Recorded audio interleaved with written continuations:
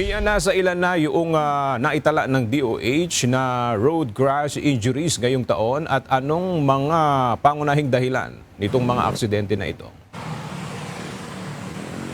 Magandang tanghali, Aga. Base sa datos na inilabas ng Department of Health ngayong araw, mayroon ng nasa 263 na naaaksidente. At ayon sa ahensya, pangunahing dahilan ng mga ito ay yung mga nagmamaneho na hindi nagsusuot ng kanilang mga safety gears. Gayon din yung patuloy na mga nagmamaneho kahit nasa impluwensya na ng alak.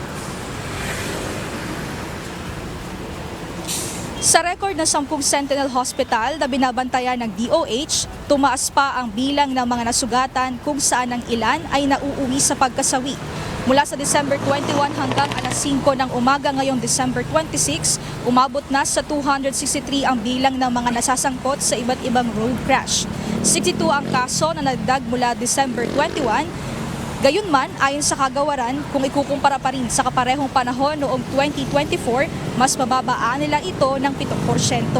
Sa 263 na kaso ng road crash, 224 ang hindi gumamit ng mga safety accessories tulad ng helmet at seatbelt.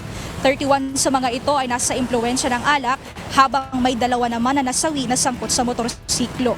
Paalala ng DOH, malaking bahagi ng mga insidenteng ito ay maaaring maiwasan kung sumusunod sa mga panuntunan sa kalsada.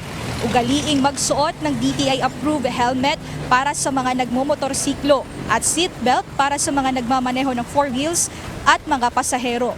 Mahigpit ding ipinapaalala ng mga otoridad na huwag nang magmaneho ng pagod lalo na kapag lasing. Siguruhing may 7 hanggang 8 oras na tulog bago bumiyahe at sundin ang speed limit at mga road signs. Mahigpit din na pinaiiwasan ang paggamit ng cellphone habang nagmamaneho.